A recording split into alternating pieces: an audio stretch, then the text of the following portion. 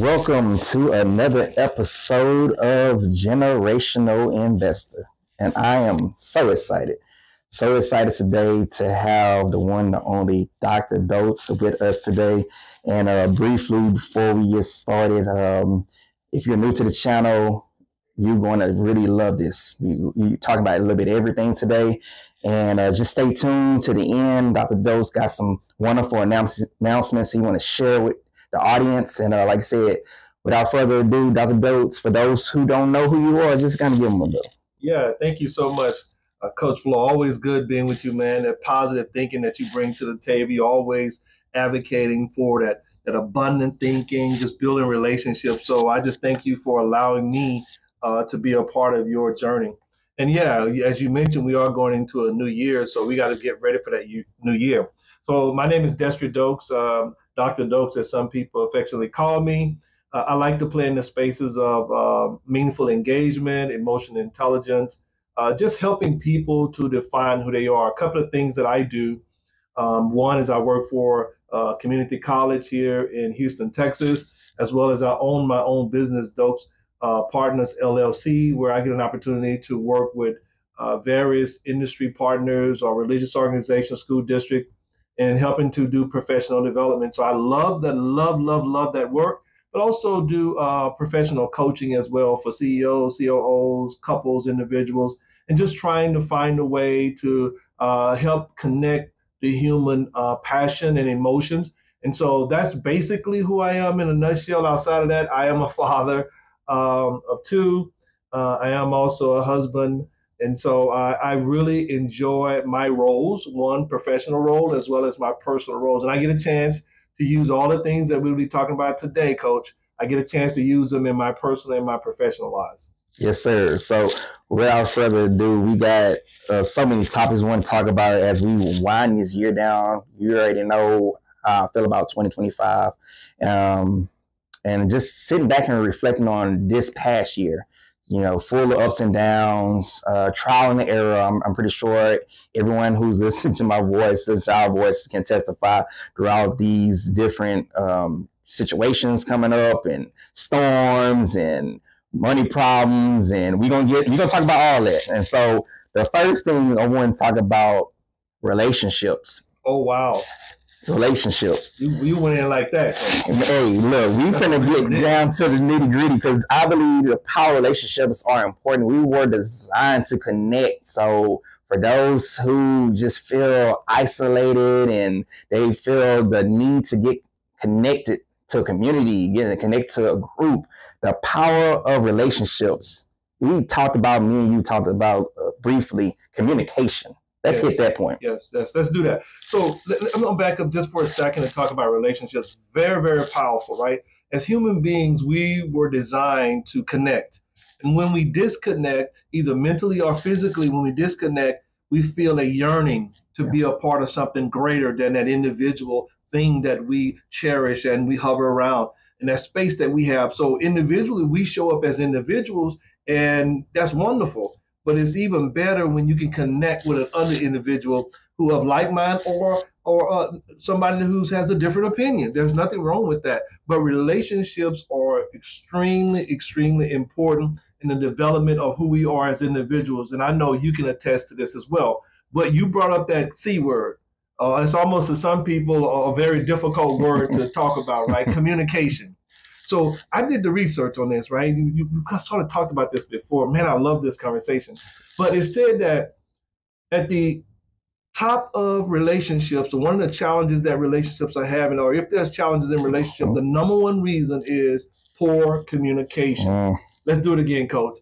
The number one reason that, according to the researchers, these are researchers, I sort of believe it, based on my past as well, that poor communication is definitely will derail a good relationship. But here's the deal, Coach.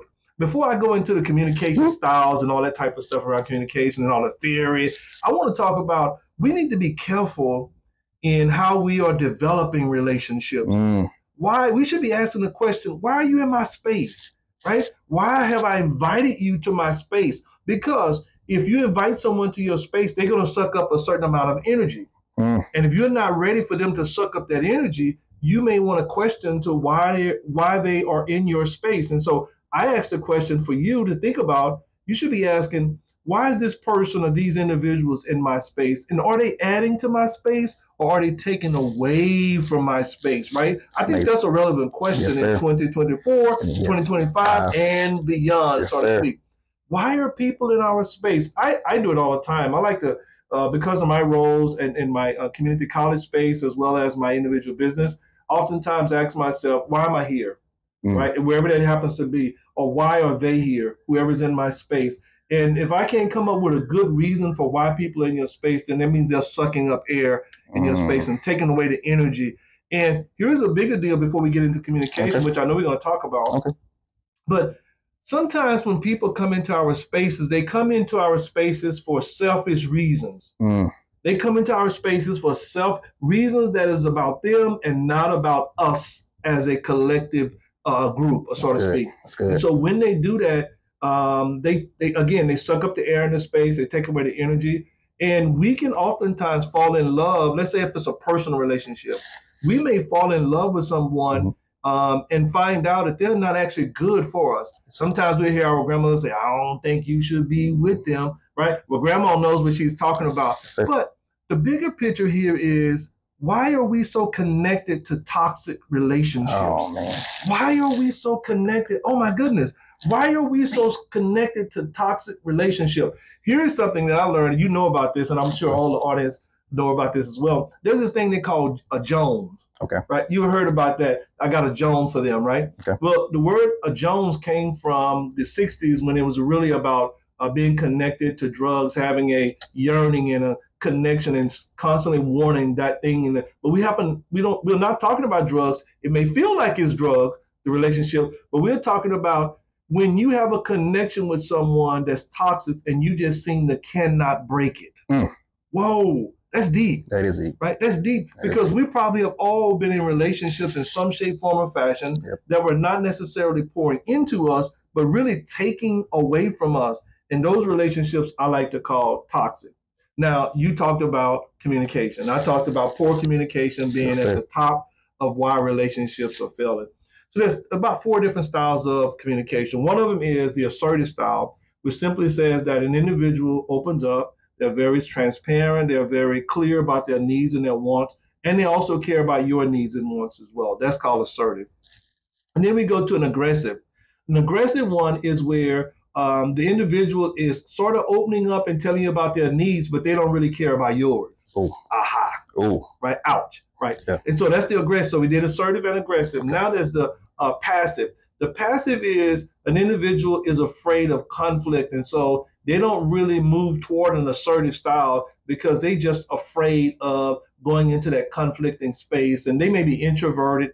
So they don't really want to get involved in that drama that comes in relationships. So they just passively sit in the background, so to speak. And then you have what the number 4, which is passive aggressive. So you have a person that sometimes they seem like they don't really have much to say, but then one day they just explode. That's that aggressive part. So it's been sitting inside of them, and they have a voice, but they've never expressed that voice. And so one day we push them in the corner.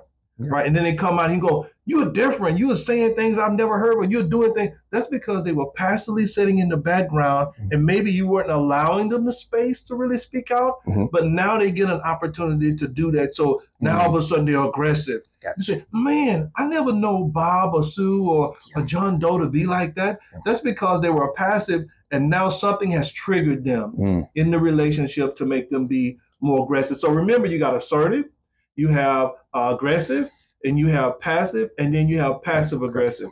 But here's the deal about communication. And we're going to talk about this theoretical stuff first before we start talking about what really happens in your life, right? We won't call any names, but we are going to talk about it. But on the model side of communication is basically there's a sender and a receiver. And what the sender does is he or she encodes a message. In other words, they put into the message the way that they perceive it to be, that they want to send. And then they send it through a channel.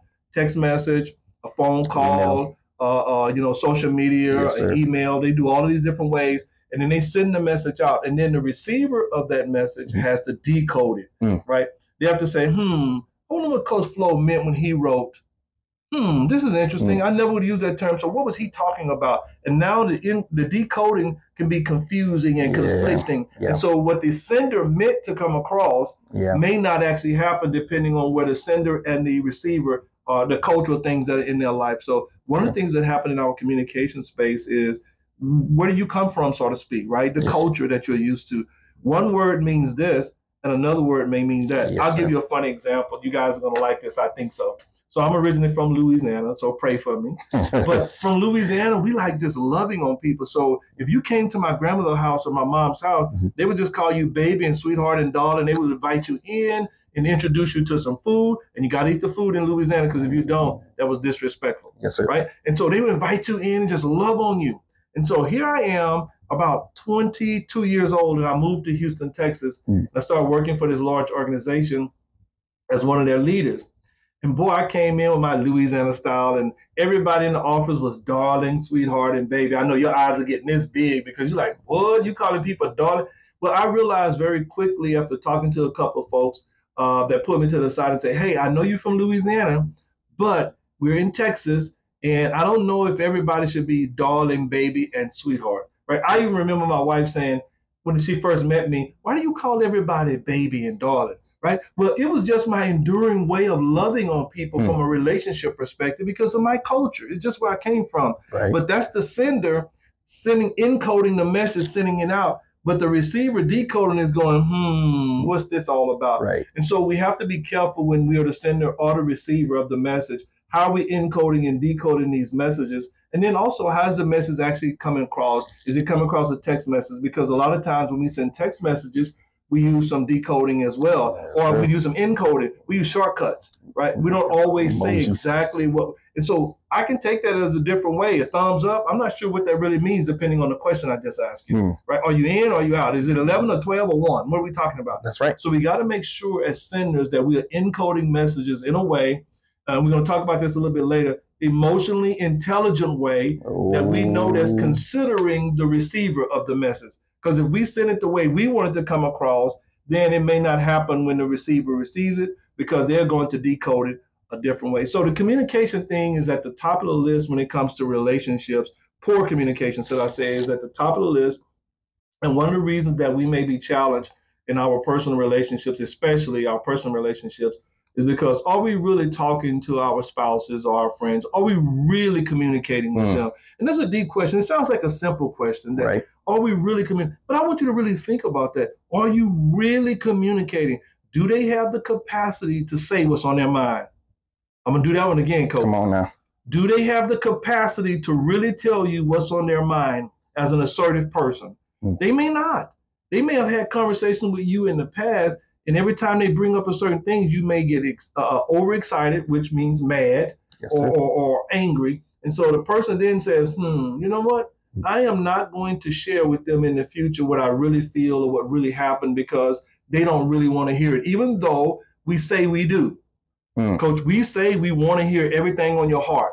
Right. But I'm not sure we really want to hear everything on your heart. I think what we want to hear is what we want to hear. It sounds redundant, but let me explain that. I think when we ask you a question, what we really want to hear, what we want you to tell us is the thing that will make us smile and make us happy and not feel that you are infringing upon our relationship. We don't always want to hear the truth about the relationship. And so what I'm saying to you, if you want real communication, if you want a real relationship, one that's going to last the test of time, then one of the things we should do is take breaks in our relationship to say, hey, what's going on with you, right? Yes, there don't have to be anything actually happening, but you just want to create that space to where we're able to check in with one another and say, how was your day? And this time, really tell me, how was your day? If the day has some flaws or some things that didn't work out for you or that you're sad about something, you should be able to talk about that. And I'm going to ease over. That sad word really touched me there. I'm going to ease over into mental health. In our relationships, we may be dealing with some mental health issues.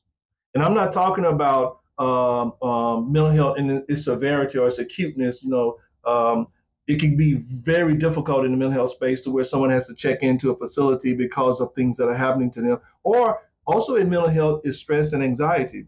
Many times what I like to say is that most of us are probably dealing with some form of stress or anxiety in our relationships but we hide it. We try to hide it, in other words. But it sort of shows up when the person is very close to us and they're able to see that some dynamics about who you are have changed or flipped. You'll look angry sometimes, or you'll look disconnected. And so we're starting to see some changes in you. So there may be stress or anxiety, and that's considered mental health. And I can tell you that since COVID, according to the data, it shows that mental health has really increased. Yes, it's a challenge. And so as things begin to continue to change in our life, the political climate may change, your spiritual climate may change, your personal climates may change, your financials may change. As those things coming into our spaces, we can oftentimes take on the stress of those change. We pray for change, but we often don't like change.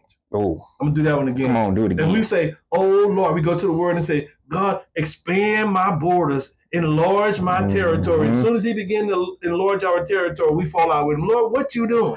Right? I'm used to X, Y, and Z. So as we move into developing our relationships and trying to be aware of the mental health things that we're asking for, that comes up, and be aware of the changes that are coming in our lives, whether we're introducing those changes personally or they're coming because of a society or culture that we happen to play in. But again, poor communication, Coach, is at the top of the relationship issue. The reason relationships fail is not, number one, financials, or not, number one, because there's an outside person involved, but usually there's internal things. You know, I just touched another thing. I got to go there. Go ahead. Go ahead. I got to go there. Go ahead. So sometimes when let's say there's an outside person involved, right? Okay. When an outside person is involved, we may blame our relationship, the failure of our relationship, on the outside person being involved when the relationship was already failing before the outside person got involved. I know. Ouch. Bad, Dr. Dokes. Bad, Dr. Dokes. But let's just be honest with one another here. I think we can do that with the audience. And I think this is what we need to build good relationships. Yes, sir. So when there's an outside person, you have to ask yourself, what brought that outside person into our situation, right? I'm not saying it's right. No. We don't condone that. Right. But what we are saying is that what caused something else to change, right? Maybe there's something going on inside the relationship that we are not exploring as good partners of this relationship that's causing these changes. For instance, it don't have to be an outside person when it comes to, messing around or something like that. It could be where you're spending more time at the gym. You're spending more time playing golf. You're spending more time at work. And so there's a change. Why are you doing that? Right, Coach? You're right. That's a question that we should be asking each other. You're right. Well, the question that we should be really asking each other is why? Why are they spending more time somewhere else, even if they're with their sisters or their friends or girl, whatever, shopping? It doesn't matter what it is, but they're not with us. And now the relationship begins to fail even more. But I would say the challenge is that the relationship is not failing because this outside entity is starting to creep in on our relationship, but maybe it's coming from internal to where we're not having real conversations. We're not really communicating with each other. Let's say we're passing by each other. We are strangers or boats in the night, right? Or strangers in the night. Yes, we're sir. passing by each other, but we're saying hi, we're saying good morning, but I'm not sure we're really saying good morning. I'm not really sure we're checking in. So I'm going to say, Coach, at this point from the relationship perspective, that poor communication. Okay. You got to make sure that you are assertive. Okay. That is the most effective form of communication, to make sure that you're encoding and decoding messages properly. Okay. And then aggressive communicator, you probably want to stay away from that. The passive communicator, you want to move more towards assertive and not being passive, so that you don't become aggressive if something touch a nerve, right? But at the end of the day, when we're communicating with one another, we really should be checking in with each other to see and having real conversations, and not having these passive conversations that make us feel good, but having conversations that's really touching us, because sometimes we may be dealing with mental stress or anxiety, and we don't want to bring that into a relationship. But I think that's a part of who we are, and it should be talked about. Man, okay. So that was a lot, Coach. I apologize, but when you brought a relationship, man, it's like, okay, here we go. Hey, no, that's just because you hit the nail on the man when you talk about the power of relationships, and just so much to digest. And hopefully you guys are taking notes, okay? Because we just getting started. Just talking about the emotional intelligence side of it, decision-making side, because understand that our decisions affect everyone, right?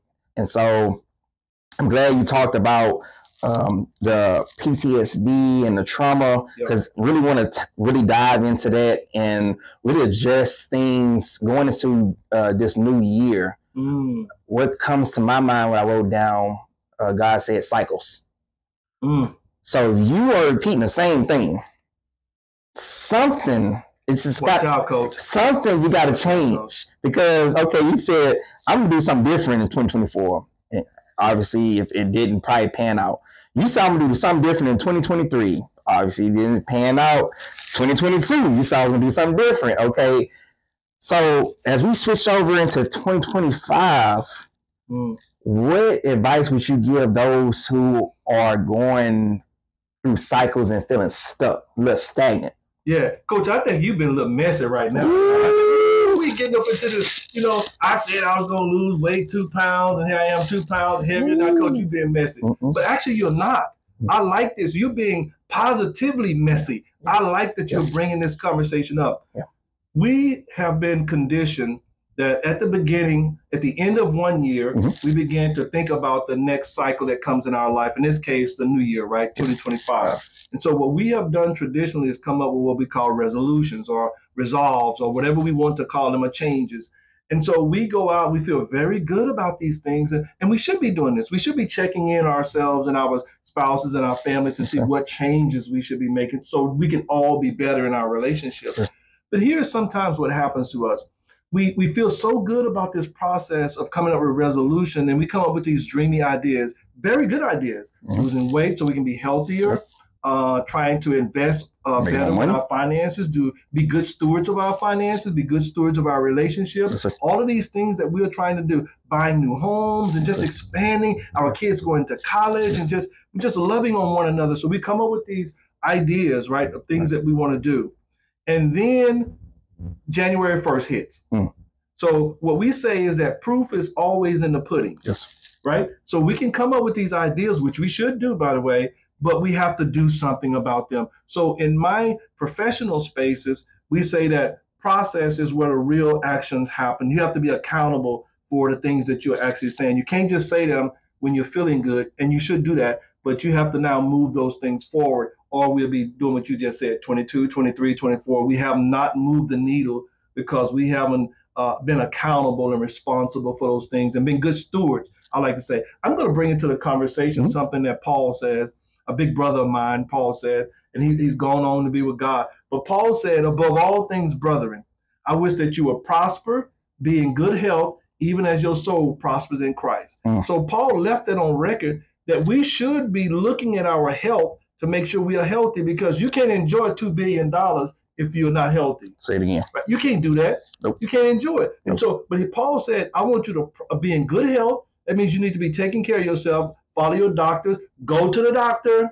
Gentlemen, go to the doctor. Stop that. I know, but go to the doctor. It's going to be all right. It's going to be okay. Yes, sir. So go to the doctor, find out if you said you want to lose weight or you just want to be more toned or whatever it is to help you be more healthy, you should do that. Try the gyms. If you don't have a personal items in your home to work out with, you can always join a gym, and some of them are not that expensive. But what happens in a gym is that it becomes a routine, and you have to go outside of the house, because if you have equipment at home, you're probably not using it as much as you say you're going to use it, because it's so convenient. You know how we do. We get convenient. I have equipment at home. I don't really use it, but I'm in the gym every single day. So I would say to you that if you're struggling in the area of your physical, that make sure that you identify something that you can do. Pick some low-hanging fruit first, right? If it's hard for you to move the needle based on your dreamy ideas, all the big things, then pick something low that you can accomplish and then check it off and pat yourself on the back and say, good job, and then go for the next thing. We don't stay there. We go for the next thing. So do it in chunks. I like to call it in chunks, and I like to say pick low-hanging fruit.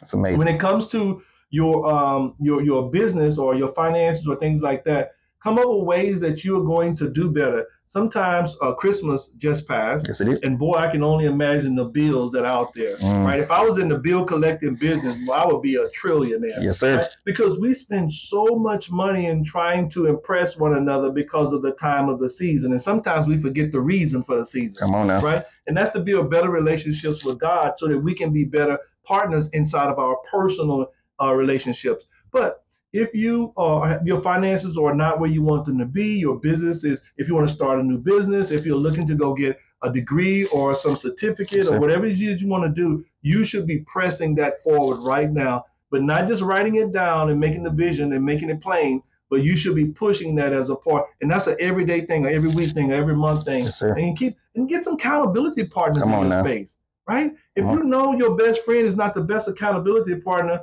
don't let her be accountable to you for this thing, but she may be accountable to you for that other thing, right? Yes, sir. And so what we need to have in our life is accountability partners that's going to hold us to what we say we want to do. Because remember, those are our dreams, and accountability partners just simply there to support us, to be that safety net, so to speak. And if we get a little weak along the way or we forget. And then the last thing that Paul said is that as your soul prosper in Christ. I would like to say that here is that you can have the best relationship in the world with a spouse or with friends or the best job relationship, or you can have the fastest car, you can have the biggest home. But if you don't have a relationship with God, there's going to be an empty hole inside of your heart that you're constantly trying to fill. And you won't be able to fill it by adding new people, new dollars, new bank accounts, and stuff like that. You won't be able to fill it that way. So I'm going to say to you, follow Paul's prescription.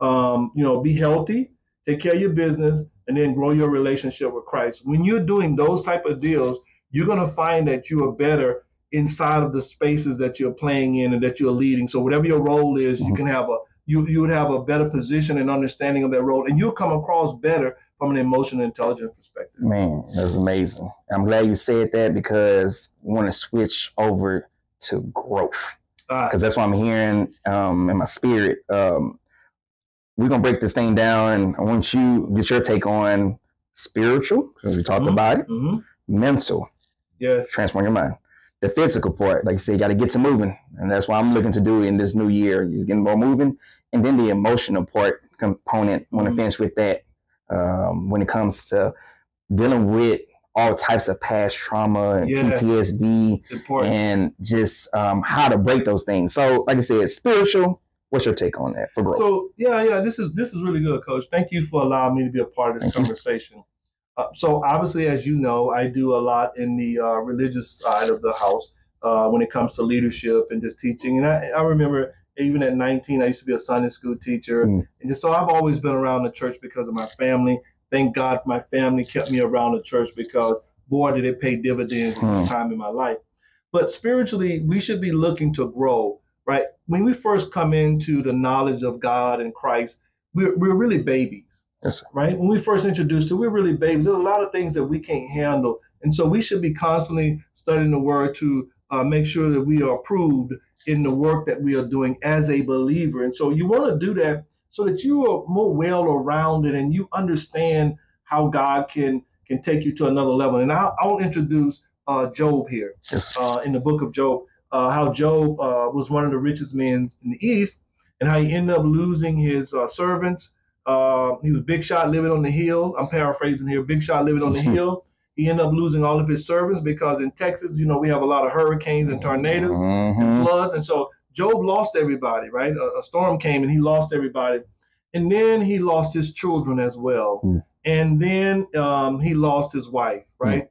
And she told him, you might as well curse God and die. And Job said, in the book is so readily stated, you talk like a foolish woman, right? And what Job meant by that is that all of the things that God has helped us to accomplish, and we're one of the richest families in the East, and yet a storm comes through and you want to curse God because of this condition? God is over all of these conditions. He can fix anything. And so Job went through this whole cycle of where loss came into his life, dramatic loss. These could be dramatic things for people. This could take people under.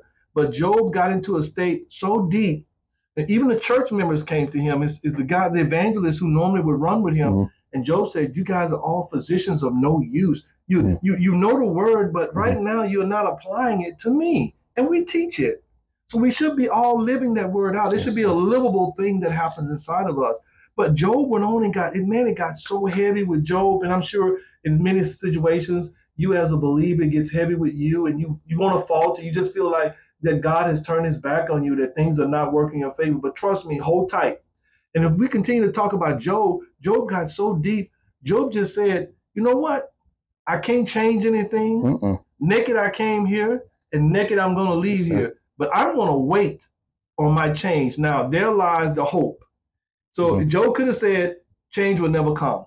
But instead he said, I'm going to wait on my change. So spiritually, Job found himself being strengthened through the process that God took him through. We talked about this earlier. Yes, when you come up with dreams, you have to go through a process. Sometimes it's not cute. No. Right? No. Sometimes you ask God for things and boy, you got to be careful what you ask for because you might get it, right? Yes. To whom much is given, much is definitely required. So required. Job went through a very difficult time, probably like many of you are going through or have gone through or maybe going through in the future. But I'll say to you that stay in your word, study to show thyself to prove, a workman that need not to be ashamed, but one that can rightly divide the words of truth, so that when you get into these situations that seem very difficult to touch, very difficult or touching you in ways that move you, like energy around maybe crying shows up, right? I've heard this one a lot, especially from a lot of folks I've been coaching, functionally depression. You're being able to move around in spaces, but you're really depressed. Can you imagine what Job was after all of that loss? Maybe functionally depressed because he just couldn't believe what was happening to him as a believer. Who wants to believe that your dad, who cares about us so much, would allow these things to happen? But because he cares about us so much, he allows these things to happen. It's in the valley of your lives where God begins to show us the process of growing. It's in the valley.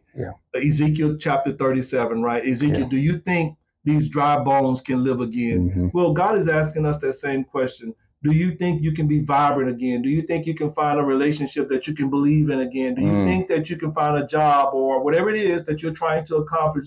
Do you think these things can happen again? And God is saying, yes, they can. And so Ezekiel said, oh, God, you know. And God said, you're right, Ezekiel. Then speak to it. And what I'm suggesting spiritually right now is that we stay in God's word, that we look at the examples that he has left on record from us, from Paul to Job and Ezekiel, from all of them.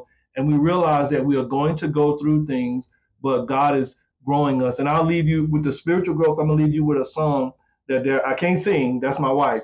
But I'm going to leave you with the words of a song. Derek Coley sung a song that says, he's preparing me for things that I can't handle right now. But he's making me ready because he cares for me. So he's providing me with what I need to carry out the next matter in my life. He's preparing me. And I think in this situation for 2025, all the way up to 2025, God has been preparing us to go into 2025 and be our best selves. Yes, sir. And mental, the power of the mind, what you believe about yourself, that's what your life typically direction goes towards. So ask yourself, do I believe in my goals? Do I believe my dreams? And are you putting in that environment? Because I know everybody's environment is different and people go through different things, right? But understanding that just if you have just an ounce of hope, like you said, which is ounce of faith. Faith is a mustard seed. Yes. So what's your take on that? Yes, what's your take on mental? You know, so the mental thing, what happens to us is the animal that you feed will be the animal that's the strongest. Yes. So if you feed negative thinking, that will show up stronger than positive thinking. So we got to be careful what we're feeding, right? And so if you talk to the lion and the whole bear, the lion and the gazelle situation where the lion is trying to eat and the gazelle is trying to get away. If you talk to the lion, he will give you one perspective. If you talk to the gazelle, you get another perspective. So, but the situation or circumstance that you feed the most, and feeding simply means that you spend more time thinking about. If you spend more time thinking about what you don't have and all the problems that you've had, all the challenges that you've had, and how nothing ever works out for you and never will work out for you, if you feed that, that's what will become the strongest in your life. Yes, sir. And that's what you would probably experience more and more of, because that's what you're feeding, so it becomes strong. But if you're feeding that, hey, this is happening, but no weapon formed against me will prosper. Yes, sir. Right? It just won't work. I didn't say it wouldn't be formed. Come on now. I said it won't work. All right. And so we got to remember what we feed will become the strongest. So I suggest that if we spend time reading God's word, we spend time with positive thinking, with abundant and growth thinking in our spiritual space as well as outside of our spiritual space, but using it to guide us and allow God to order our steps. If we feed that, that will become a lot stronger. I'm going to tell you this too, Coach. What you got? If you feed negative thoughts, wherever you go, people are going to feel that energy and don't want to be around you. Oh. Yes. You stepping on the toes. It is out. Ouch. Right? But if you're feeding negative energy, when you come around, people tend to leave your space. That's simply because they don't want to take that on. They already got stuff going on, but if that's all you're feeding, this is not working, that's not working, I don't like this person, they don't like me. And if you continue to do that, people are going to find ways to leave you and disconnect from who you are. Now you feel even worse. It's because you're bringing negative energy to a positive situation. But if you come in feeding positive energy, saying to people, hey, I know they got the Starbucks order wrong, but they didn't mean to do that, right? They just put a little extra shot in there. They didn't actually mean that. Or traffic, that person didn't mean to cut you off. They were just trying to get over really quick so they can exit. So there's all these ways that we can look at who we are and what we are going through in a more positive light. And if you feed the positive side of who you are, watch what happens. Job could have given up, but he didn't, because the enemy is just always lying on us, always testing us, always trying to form something, but just know that it won't prosper. Yes, sir. Yes, sir. And I just believe that you go through different seasons in your life, and our human mind think like it's always going to be like this. No. You can feel what you feel, what you have the right to feel, right? But don't get stuck in that feeling. Yes, I love it. Don't get stuck in that season, because seasons do change. Let's move on to the physical aspect as we talk about, and I know, we just came out of Christmas, and the food was so good. The food was so good. Pick something else. I know, but the food was so good, and I just seen all and one of my weaknesses is sweets. I love the cakes, the pies. So, but for those who, like you said, the physical aspect of it, because we, of course, have to talk about exercise. You have to talk about movement. And, I know those out there, I want to lose weight and all that. And so what are some practical steps that you would say to encourage those who are looking to lose weight? And like I said, just eat right. Yeah, absolutely. Yeah, the holidays or any like birthdays or any time frame in which there's a lot of family, food, and fun, right? We tend to do a lot of eating. And me being from Louisiana, I love good food, right? Whether we're talking about sweets or non-sweets. However, we have to be cognizant or aware, put differently, of who we are. So when we're going to the doctor, number one, we should be going to the doctor to find out where things are, especially if you're starting to be over 40 years old. For all you old people, I'm not old. I'm young at heart. But when you start to get over 40 years old, you really should be going to the doctor and finding out what things are changing in your DNA or your body and your physical, because things change after a certain age, right? We're not going to stay 25 years old. I know, but we're just not going to stay 25 years old. So the older you get, things are going to start to change. And then there's genetics in your family history that may start to creep up around 40, 45 years old or older. We need to be aware of those things as well. I know for me, Coach, one of the things that my family struggled with was heart attacks. And so I decided to move away from caffeine. I grew up on coffee, drinking coffee, and I decided to stop drinking caffeinated coffees or caffeinated drinks. And so I try to stay away from all caffeine. I drink a little bit of it, but it's not a lot, because decaffeinated is not 100%, but it's less caffeine than would be caffeinated. So I did that to say, I said that to say that I try to think about and reflect on my family history and what things that would be causing me or could cause me problems as I move forward. Another thing is my mom had dementia. So one of the things I did with my doctor early on is I told him about that. He said, okay, D, we're going to watch it. Luckily for me, I'm doing good, but you never know. So these are the things that we want to test in our space. Don't run away from it, right? Make sure you go see the doctor and listen to the doctor. Don't go home and do your own thing and do you, as we oftentimes say. But listen to the doctor, because it's not good. We, as your family member, whether we're a spouse or a friend, we want you to be around a lot longer, Coach. We don't want you to leave us, right? And so, but we don't want you to be around and not be functional either. We want you to be functional while you're here. So I say, for health-wise, take a look at your family history. Make sure you're taking care. You're going to the doctor. You're looking at your genetics, and you're following the doctor's rules. And then beyond that, what can you do? Mm-hmm. What can you do to move the needle more than just the things that your doctor is talking about? There's things that we can do. Yeah. For instance, are we eating late at night and then laying down on it? Right. Right. It just turns to fat. And then we're sluggish the next day. Right. And if you keep doing that day after day after day, no wonder you've gained weight. Right. And now you're feeling a certain way mentally about yourself. Right. And now that may be affecting your relationships. Come on now. And now you're looking at it and saying, I'm not the same person I was when I got married. Well, of course you're not. No. Right? You're not going to do that anyway. But there could be things that you can do about that to be in better shape for yourself and your family. So I would say, take a look at your genetics, follow the doctor's order, and then figure out what can you do. Now, one of the things I will offer, as you stated to the audience, what are some practical things that we can do? Those are practical things I just mentioned, but here's some other practical things that we can do on a daily basis. Watch what time you're eating, and then watch what you're eating. Man. Right? And then if you're full, stop. Yeah. Right? Yeah. If you know you want more than one thing, eat it in small portions so that you can get a taste of all of it. If you know that you have a sugar issue or your genetics have sugar issues from your family, then you may want to only eat a small piece of cake or a small piece of pie. So there's things that we can do functionally that can help us be physically better than what we are today. And then I would say, as I stated earlier, find a way to physically move. Gotta move. Whether you're going walking by yourself, I would say be safe if you're going to do that. But if you're going walking, try to walk with friends and family. Also, that would help you as an accountability partner. That would probably give you a little more energy to go do it because you guys are being accountable for one another. Right. I would say also find you a gym if you can afford one or you have the time in your schedule to do that. Most people would say to me, when do you have the time to go work out every day? Well, I do it like at 3:30, 4 o'clock in the morning because my family is asleep. It doesn't interfere with anything we have going on. But to do that, you got to get proper sleep.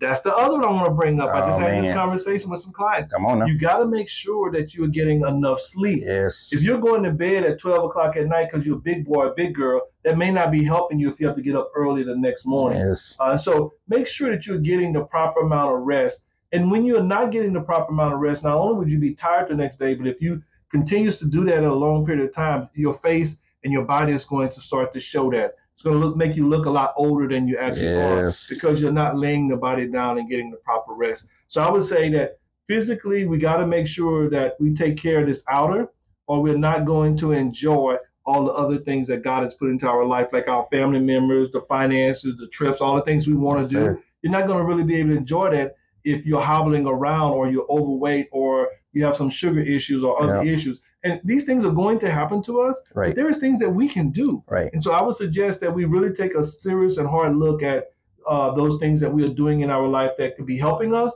or those things that we are doing that could be hurting us, and change the things that are hurting and move them on to the positive helping side. I'm glad you said the power of sleep.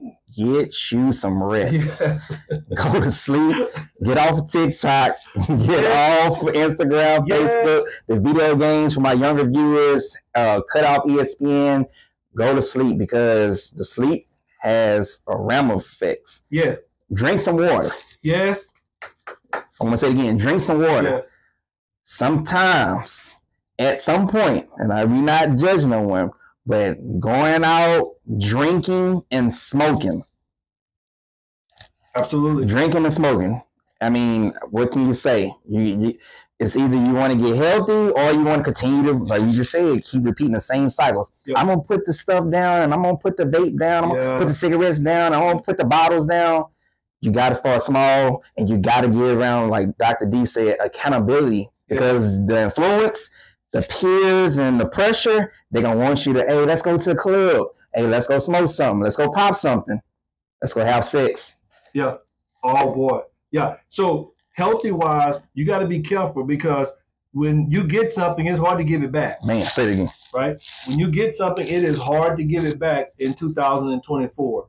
And I can only imagine going forward. So we have to practice being physically responsible for who we are, being good stewards of our body, what we're putting in it, in the sense of eating, and then the things that, like you said, what we're doing to our body to bring it down. So be very careful because remember, so you can easily get it, but it's hard to give it back. Yes, sir. And the missing piece or the final piece of this part is the emotional. The emotional, okay? It's one thing that when you transform your mind, and we should be transforming our minds as we go into the new year. And once we transform our minds, it's going to definitely have an effect on our emotional. Past hurts, which is trauma. Got to deal with it. PTSD and the realm of cycles. Okay, so the PTSD and the trauma, which leads to the addiction. So what's your take on that emotional piece? Yeah. So inside of us as human beings, we have these emotional triggers. There's things that may be emotional to me. I'll say a category, in the sense of a hurricane, right? Category 5 to me could be something that disrespect, but that may not be very high on your list. Right. So we have these emotional triggers that come in our spaces, especially if, like you said, PTSD, if things that we have been involved in our past life tends to come up currently.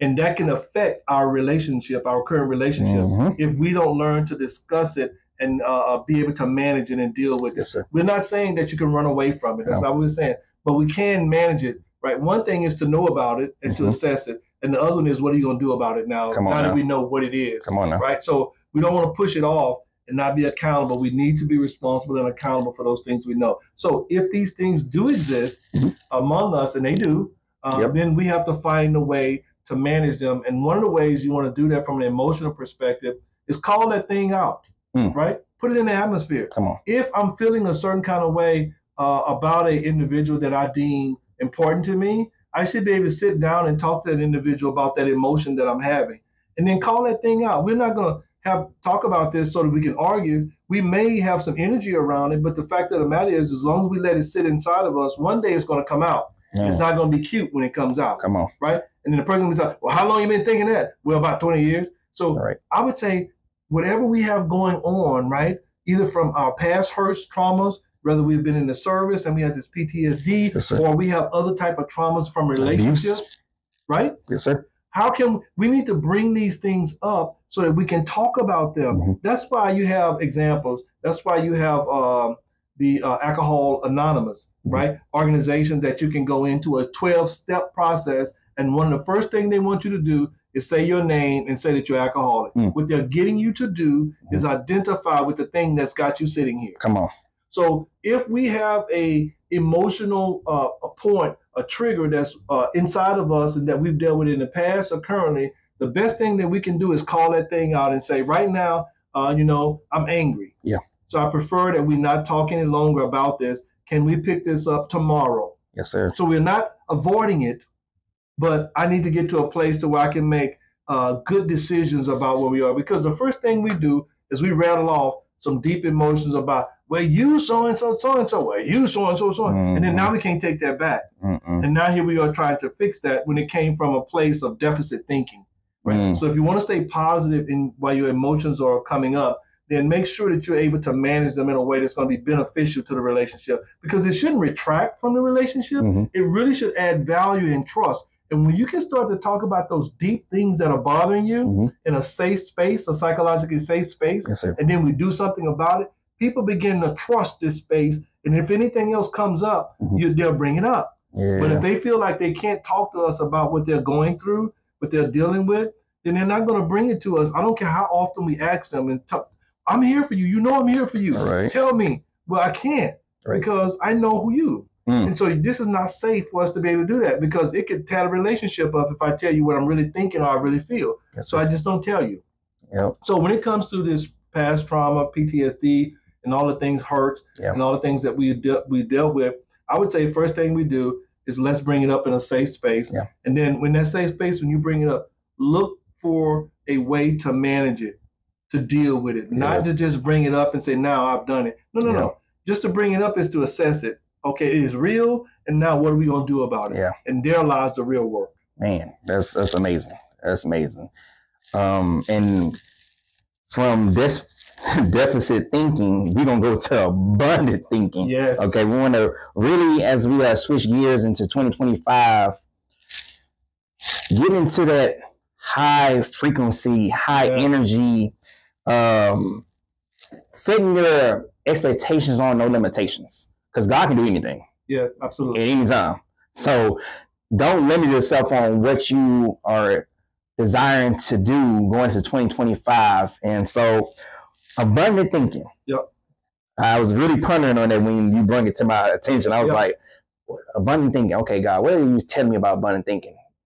And transformation came up in my mind, bigger picture, of course, decision making, and just not playing it safe. Yeah, I like that. Become a risk taker. I like that. So what's your thinking on it? Yeah, that's good, Coach. So abundant thinking is really about realizing that basically what you need is already around you. You already have it. You're in a place of abundance. We have more today than we've ever had before.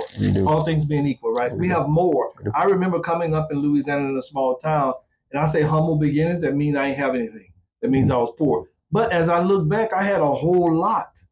Right? I just couldn't see it because it wasn't manufactured. I felt like if I didn't have these manufactured things or the newest or the latest this, I didn't really have anything. I had a lot of love. I had too much food, right? And then I have education. So I had a lot around me. So I got to the place where I began to have gratitude and appreciation for what I actually had. That's what abundant thinking is. And one of the words you brought up was high frequency. So high frequency is taking the high road in your thinking, your thought process, and saying, you know what? Yeah, that didn't work out. That's not going to stop me. What can I learn from this failure? And we say in business, fail fast. It's okay. Entrepreneurs do it every day. The only thing you hear about is their wins. And all you need is one, right? You don't need to become Amazon but one time to be a trillionaire. Come on. And so what you want to do in abundant thinking or high frequency thinking is realize that, okay, I have what I need around me. And just because I failed at one thing, that was simply research. If I failed at it, what can I learn from that? And then apply that to the next situation, because I'm not going to stop. No. Right? And abundant thinking and high frequency, I'm not going to stop, but I'm going to be forgiving. And a high frequency, I'm going to be forgiving. I'm going to have gratitude, and I'm going to be gracious for everything that's in my repertoire, my toolkit to develop who I am. Many times we are searching, Coach, for things that's going to help us move forward when God is already giving it to us, right? He's already planted it there for us. Yes, sir. I take you back to Paul. I love this example. Paul being formerly Saul.